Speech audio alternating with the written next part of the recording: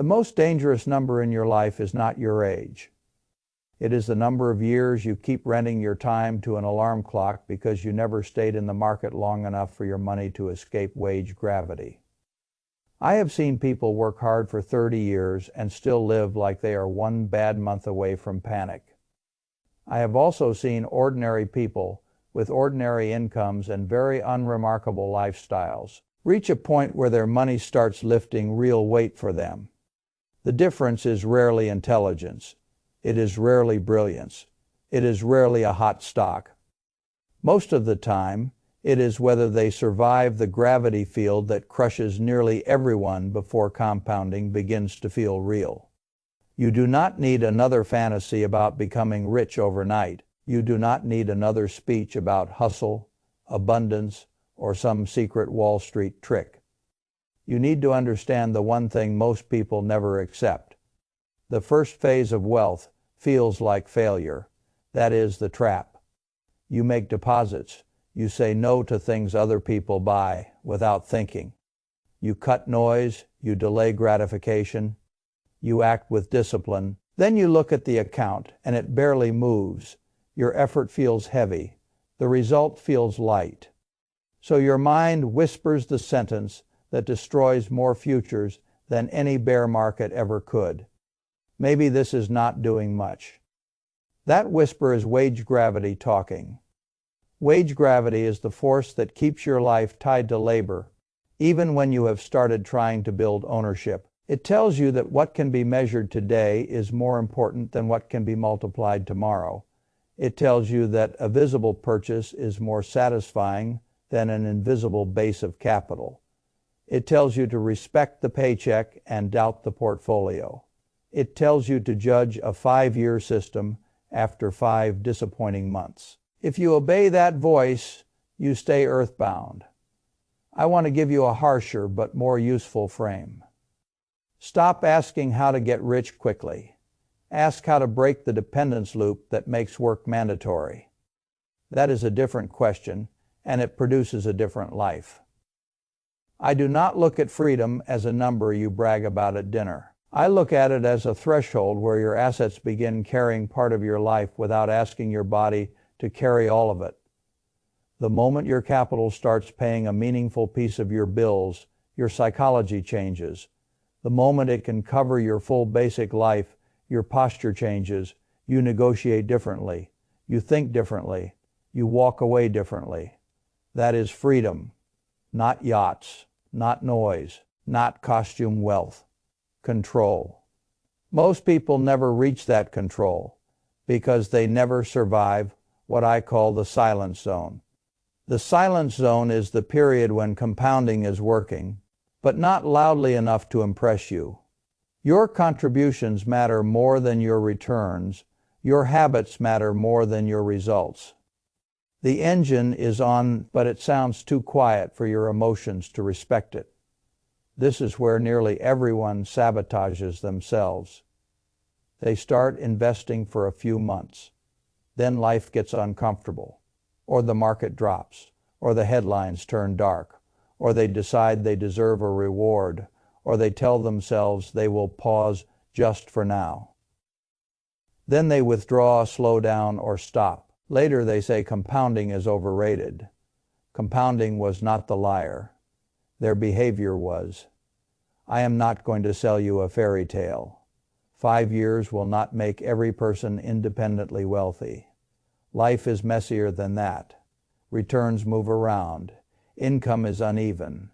Emergencies happen. Taxes matter. Regulations matter. Families matter. But I will tell you something most people underestimate by a mile.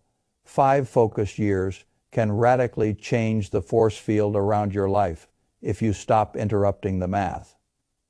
The reason is simple. Compounding is not linear. Human emotion is, you feel sacrifice immediately. You feel boredom immediately. You feel social comparison immediately. You feel volatility immediately. But the reward does not arrive immediately. It arrives in layers.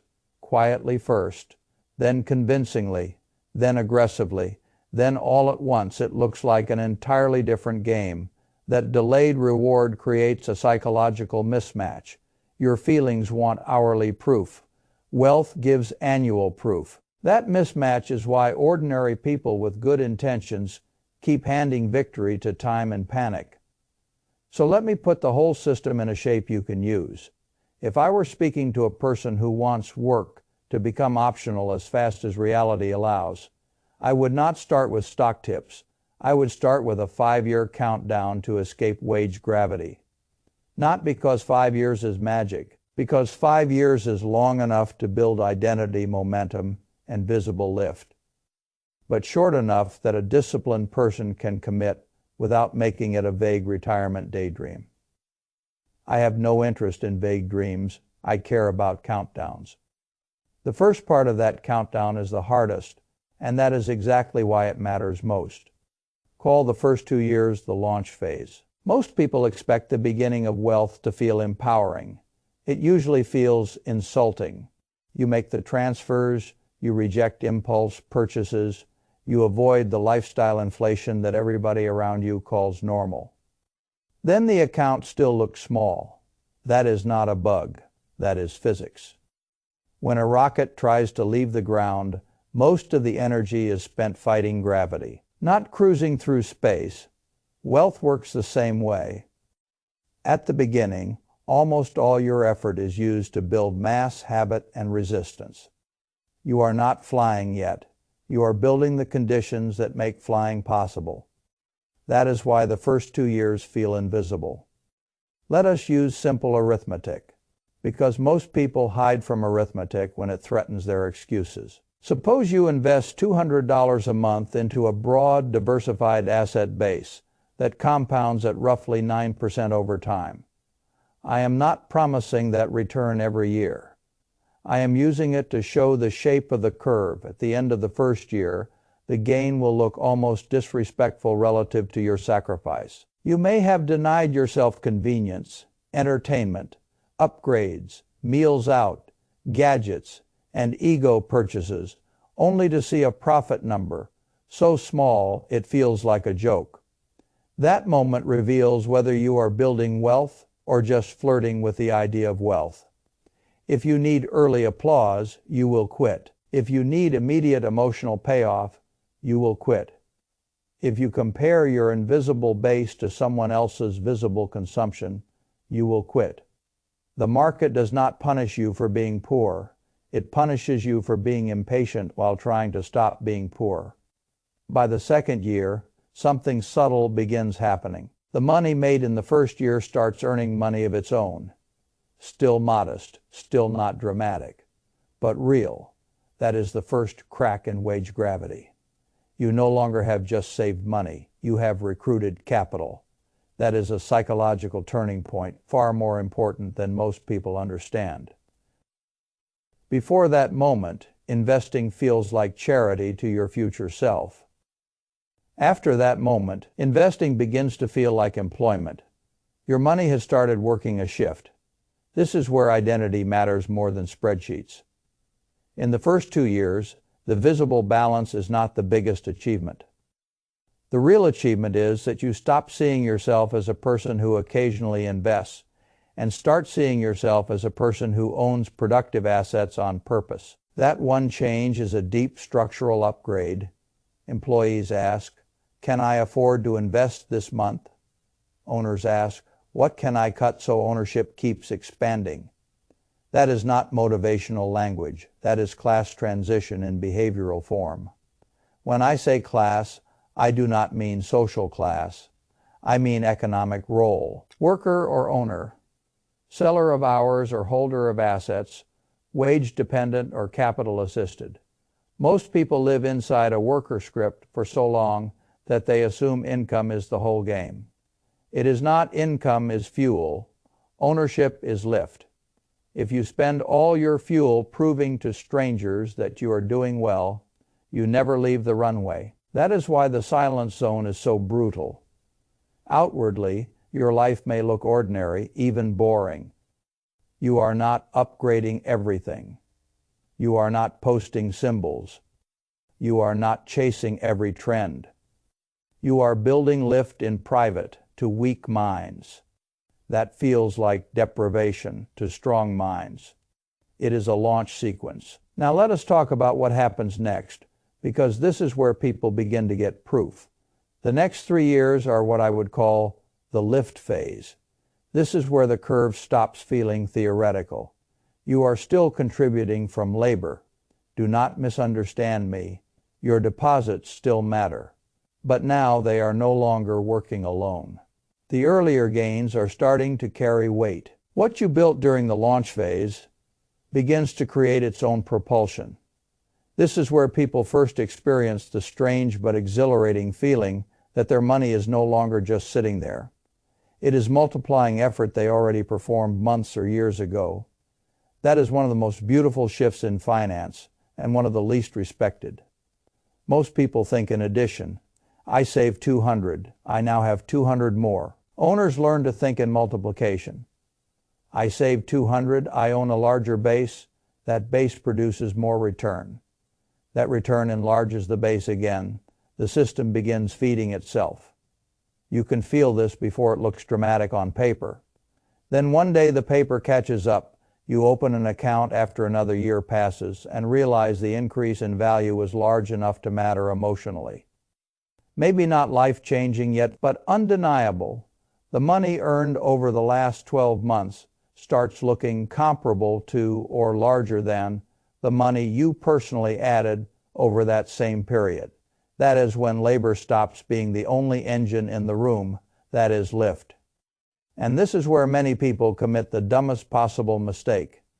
They finally see a meaningful balance, get excited, and then destroy the process to buy something temporary. A car upgrade, a lifestyle flex, a vacation they could not really afford, a rescue for habits they never disciplined. In other words, they cut the engines because the ground is getting smaller beneath them and they suddenly feel rich. That is not wealth. That is self-interruption.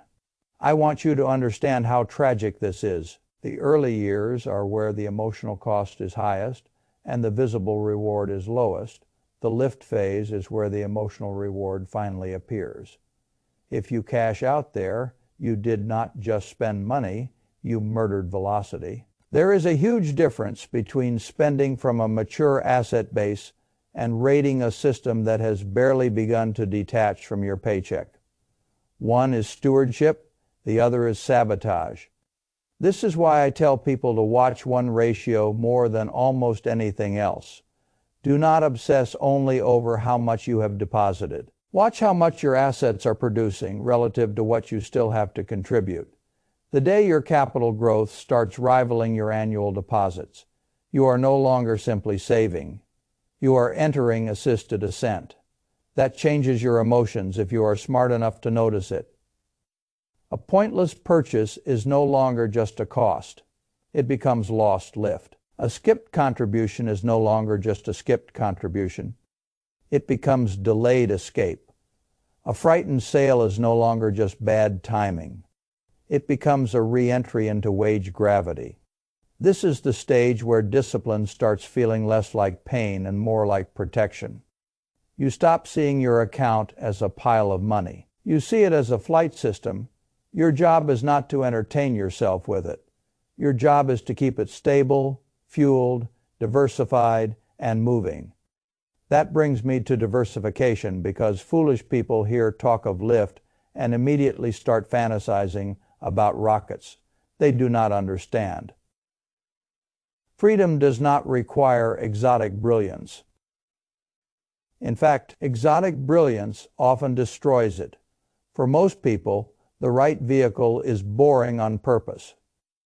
Broad market exposure, productive assets with long-run compounding characteristics, reinvested distributions, costs kept low, taxes understood in advance, risk size to a time horizon measured in years, not moods. You are not trying to win a storytelling contest. You are trying to leave the ground. A great many people destroy perfectly good plans because simplicity feels unimpressive. They want the hot thing, they want the clever strategy, they want to feel special. Then they wonder why they keep starting over. Wealth does not care whether your plan is exciting. Wealth cares whether your plan survives. The person who keeps a durable, automated, diversified system running for 5 years will usually beat the person who keeps restarting a more glamorous strategy every 8 months. Endurance is underrated because it does not make good conversation, but it makes very good bank statements. Automation is part of endurance. I would automate the transfers as close to payday as possible. Why? Because your moods are expensive. If you let cash sit in checking, your impulses begin negotiating against your future. Automation removes the negotiation. It turns discipline from a heroic act into a background rule. That matters because background rules beat emotional resolutions. If you have to decide every month whether to invest, you have already made the process weaker than it should be. Make the default intelligent. Now let us deal with volatility, because fear enters every plan right when it starts mattering most. The market will not give you a clean emotional ride. That is the admission fee. Recessions, elections, wars, inflation, scares, crashes, corrections, panic predictions, and a non-stop stream of people making money from your anxiety. If you need external calm to stay consistent, you will spend your life waiting for a market that never arrives. Volatility is not the signal. It is the weather around the signal. The signal is ownership of productive assets over time. The signal is disciplined reinvestment. The signal is behavior that survives bad headlines. The signal is whether your capital base is larger, stronger, and more productive 5 years from now than it is today. If you interrupt your system every time fear becomes fashionable, you will spend your whole life entering the gravity field you claim to hate. And now we come to the part most people dream about, but very few honestly call year 5 and beyond the orbit phase. This is where the force balance changes. At first, your labor carried almost everything. Then labor and capital started sharing the work. In the orbit phase, capital becomes heavy enough that your life no longer feels fully pinned to wages. Your annual growth can begin covering a meaningful part of your expenses, in some cases, eventually all of them. That is when work stops being a prison and becomes a choice. Do not misunderstand me. Orbit does not mean infinite luxury. It means structural optionality. You wake up and the bills do not feel like predators. You can lose a job and not immediately lose your mind. You can negotiate because desperation is no longer at the table. You can say no because your survival is no longer chained to the next check with the same ferocity. You stop worshiping status because status is what insecure people buy when they do not yet own enough control. That is the moment people finally understand what freedom was supposed to mean. Not more consumption. Less compulsion. Here is where foolish people keep getting trapped by the wrong goal. They aim at a round number because it sounds impressive. 1 million, 2 million. Some giant figure they repeat without connecting it to life. I do not think that way. Freedom is not a vanity number. It is a coverage number. How much invested capital do you need for the passive output to quietly carry your actual life?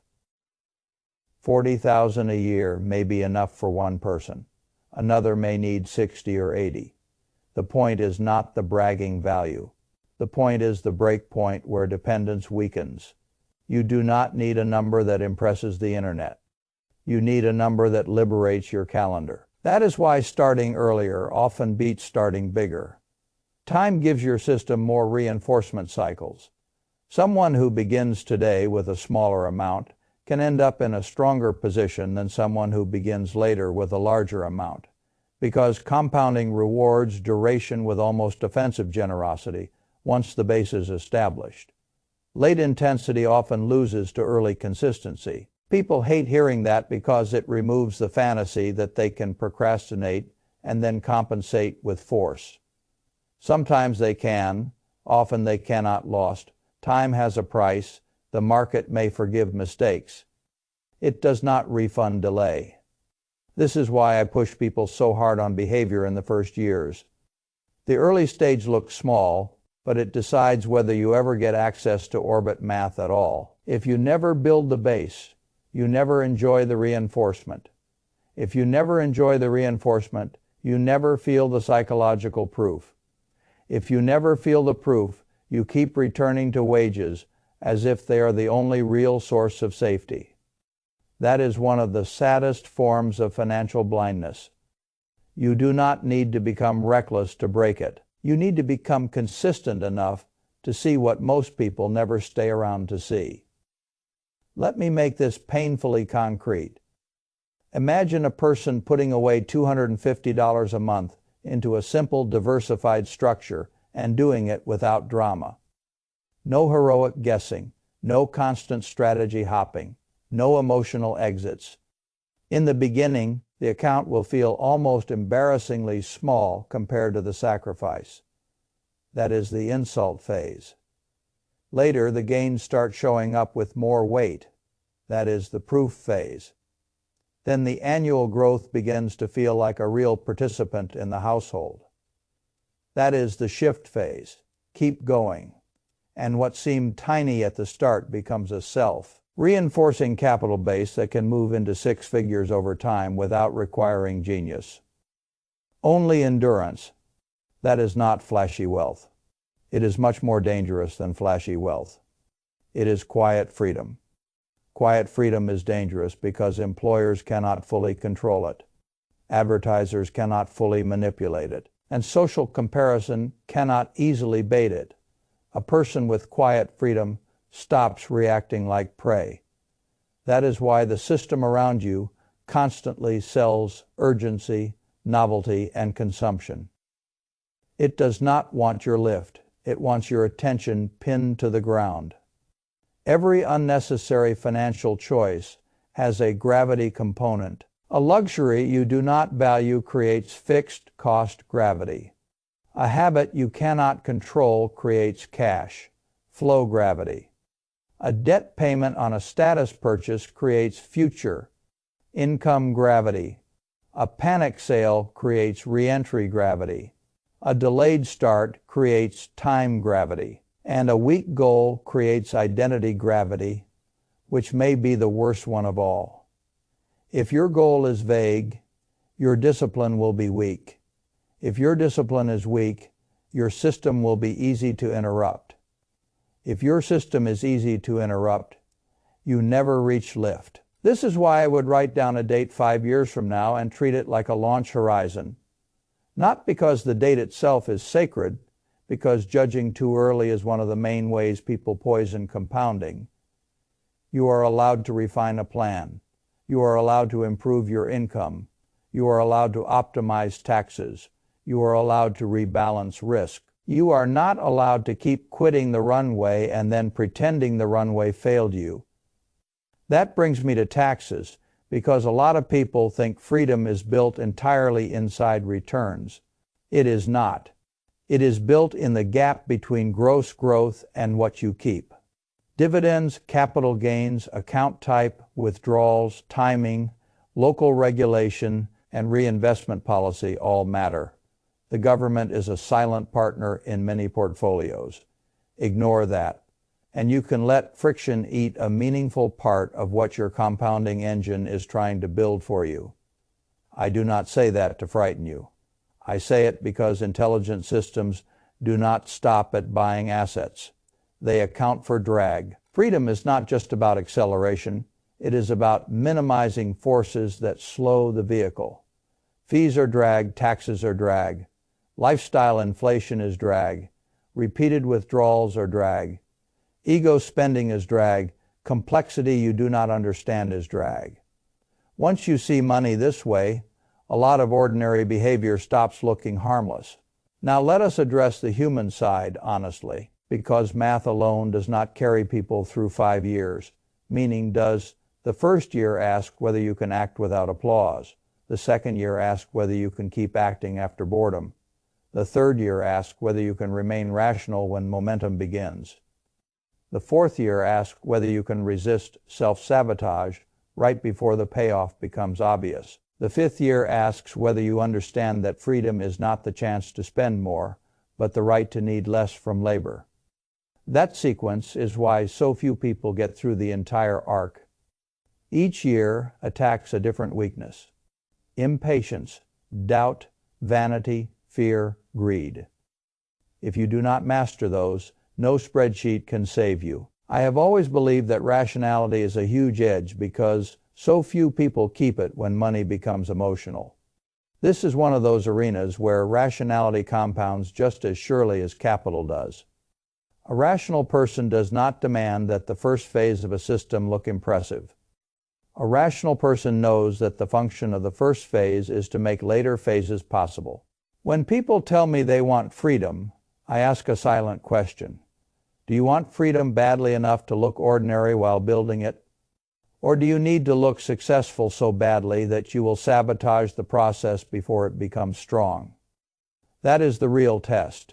A great many people would rather appear to be rising than actually rise. They want the upgraded apartment, the polished car, the expensive signal, the weekend proof, the social media version of momentum. But those signals often cost them the very lift that would have made real freedom possible later. They choose image over orbit. That is an expensive trade. I would much rather have a person live beneath their visible capacity for 5 disciplined years and emerge with genuine refusal power than spend those same years decorating a fragile life. Refusal power is one of the highest forms of wealth. It is the power to refuse a bad boss, a stupid deal, a desperate move, a humiliating dependency, an unhealthy schedule, or a panic decision. Capital creates that power slowly. Then suddenly, no one hands it to you. And here is another truth. People resist. The amount you start with matters less than most people think. What matters first is that you start with an amount you can sustain. $50, $200, $500. The size matters, but not as much as continuity. A small stream flowing for years beats a large burst that disappears. Your first job is not to impress yourself. Your first job is to create a system that survives your bad days. Once it survives, you can grow it. Raise contributions when income rises, protect the automation, reinvest the cash flows, keep the asset base understandable. Do not gamble with the launch system. Do not let mood become policy. Those are not glamorous instructions. They are the kind that change lives. If you are waiting for a perfect moment, understand this.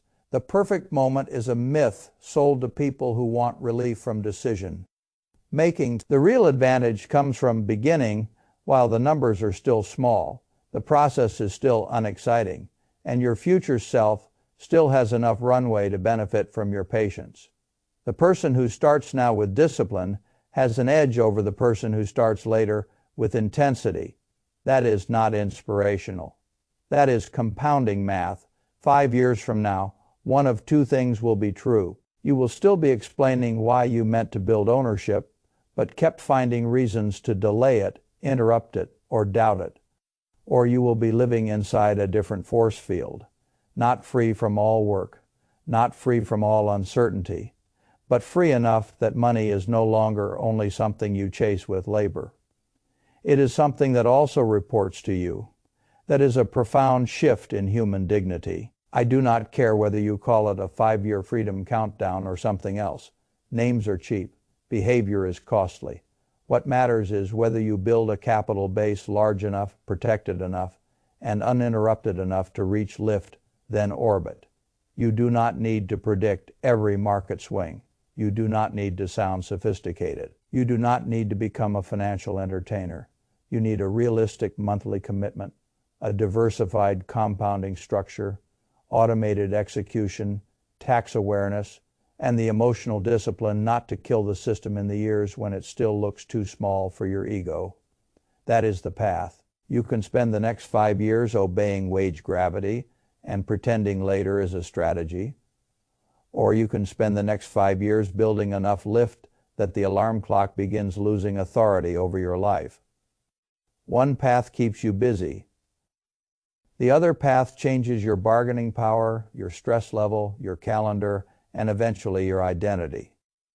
Here is the final test. Picture a morning 5 years from now. The alarm goes off. In one life, you hit it with resentment because nothing structural changed.